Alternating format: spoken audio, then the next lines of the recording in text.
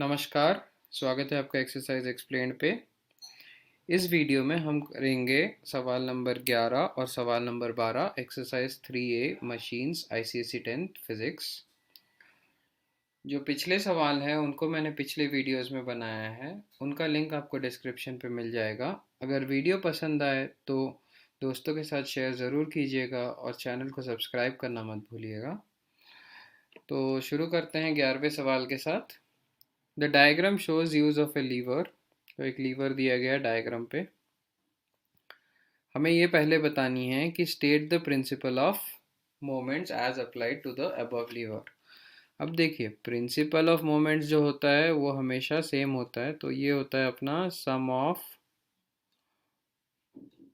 Clockwise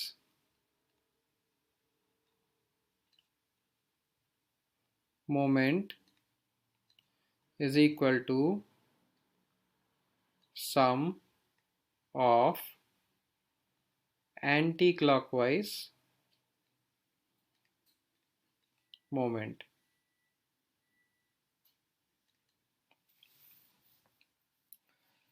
तो यहाँ पर ये जो पॉइंट है ये आप देख सकते हैं कि यहाँ पर ये B है, यहाँ पर A है और यहाँ पर F है।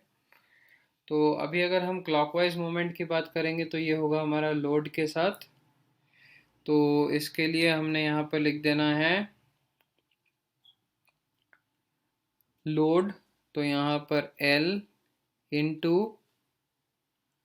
Distance of the load from the fulcrum जो कि अपना हो जाएगा FB is equal to anti clockwise moment जो होगा वो एफर्ट के द्वारा होगा। तो हम लिखेंगे E into distance of effort, तो ये है हमारी FA।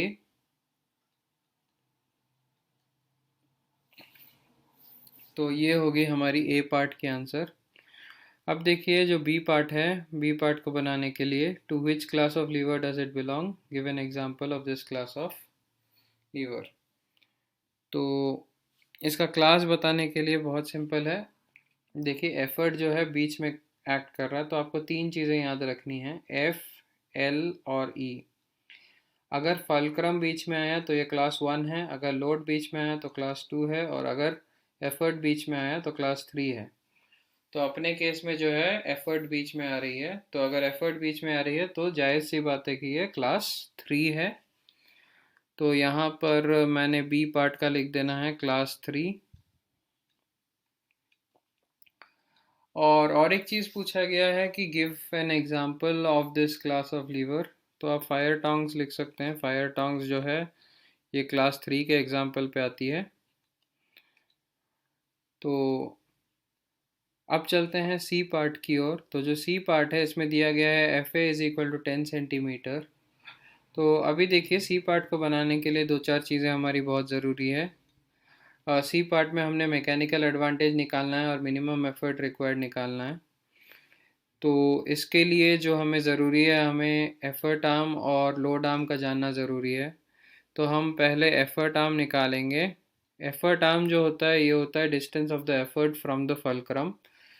तो एफर्ट की दूरी फल्क्रम से हमें निकालनी है। तो जायज़ सी बात है, अपने फिगर के हिसाब से एफ ए जो है यही होगी हमारी एफर्ट की दूरी फल्क्रम से, और एफ ए की वैल्यू हमें दी गई है सीधा सीधा जो कि है 10 सेंटीमीटर के बराबर।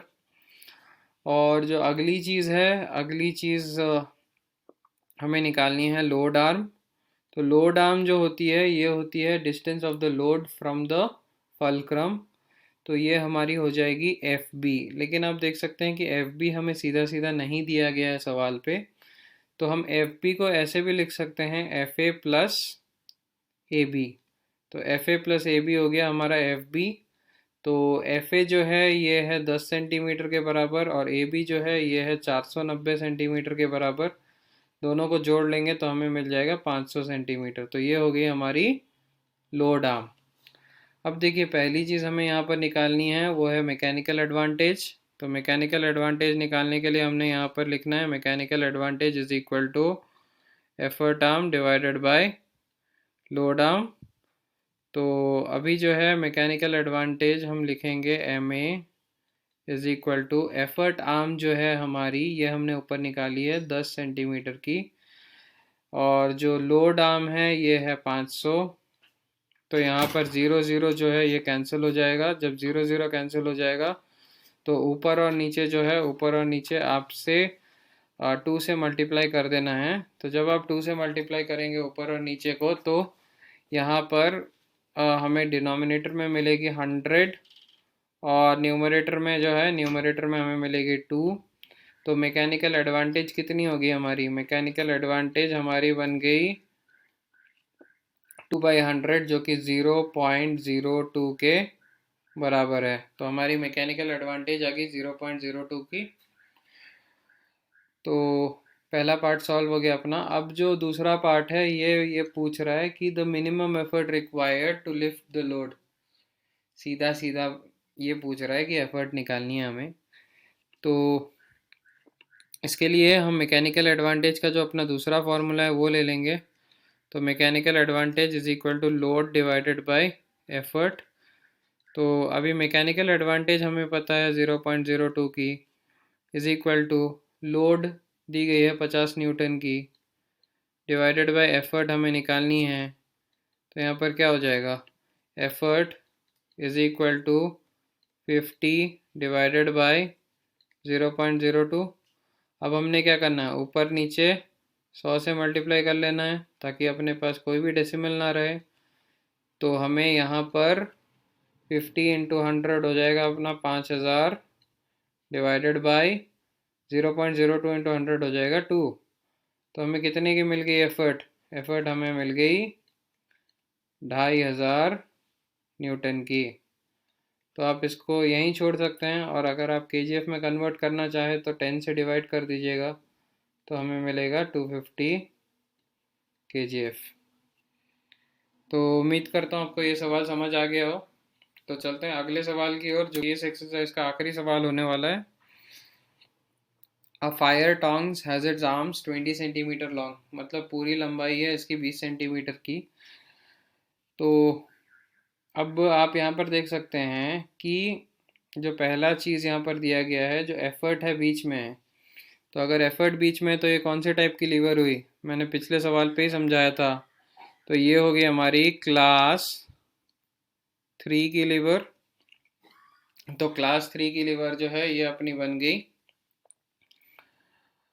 अब जो है यहाँ पर आप देखिए कि has its arms 20 centimetre long. तो जो लोड है वो दूसरी तरफ है और फल्क्रम जो है वो दूसरी तरफ है। तो इसका मतलब जो अपनी लोड आर्म होगी, लोड आर्म अपनी होगी 20 सेंटीमीटर की। It is use to lift a coal of weight 1.5 kgf। तो ये हो गई हमारी लोड। लोड हो गई 1.5 kgf की। 1.5 kgf यहाँ पर लोड आ गई हमारी। अब जो है, by applying an effort at a distance 15 centimetre from the fulcrum. तो एफर्ट जो है सीधा सीधा सवाल में दिया हुआ है, एफर्ट आर्म की डिस्टेंस दी गई है। एफर्ट आर्म की डिस्टेंस होगी हमारी 15 सेंटीमीटर की। अब हमें पहला चीज़ निकालना है मैकेनिकल एडवांटेज। तो मैकेनिकल एडवांटेज निकालने के लिए हमने यहाँ पर क्या करना है? हमने यहाँ पर एम ए लिखना है मैकेनिकल एडवांटेज। ये जो है ये है अपना effort arm divided by load arm के बराबर। तो हम लिखेंगे यहाँ पर M A is equal to effort arm है अपनी 15 की और लोड आर्म है अपनी 20 की। तो ये हो गया अपना 3/4। तो हमारी जो मैकेनिकल एडवांटेज है ये हमें कितनी की मिल रही है? ये हमें मिल रही है 0.75 की। तो यहाँ पर मैकेनिकल एडवांटेज हमें मिल गई 0.75 की। अब जो अगली चीज़ सवाल पूछ रही है वो है, हमें निकालनी है द एफर्ट नीडेड। तो इसके लिए हम फिर से मैकेनिकल एडवांटेज का दूसरा वाला फार्मूला इस्तेमाल कर लेंगे, जो कि है mechanical advantage is equal to load divided by effort.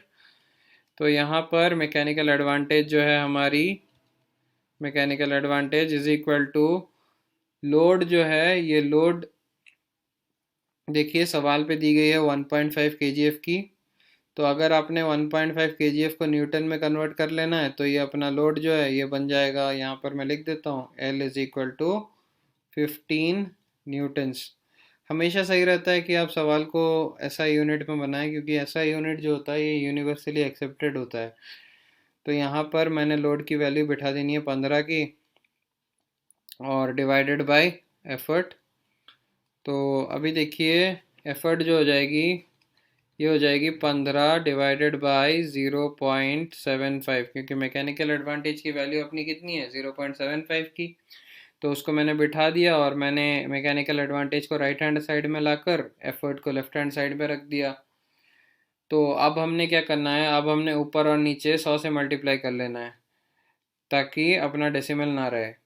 तो हमें एफर्ट क्या मिलेगी, यहाँ पर एफर्ट हमें मिलेगी 1500/75। अब देखिए 75 का जो 2 गुना होता है वो होता है 150, तो यहाँ पर 20 गुना हो जाएगा। तो हमारी एफर्ट हो जाएगी कितने की, एफर्ट हो जाएगी हमारी 20 न्यूटन की यहाँ पर।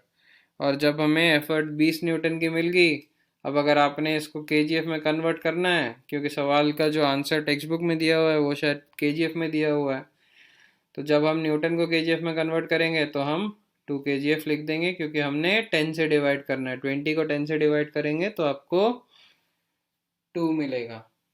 उम्मीद करता हूँ आपको ये वीडियो पसंद आया होगा। अपने दोस्तों के साथ शेयर ज़रूर कीजिएगा। तो मिलते हैं अगले वीडियो पे जिसमें मैं सॉल्व करने वाला हूँ एक्सरसाइज 3B के सवाल।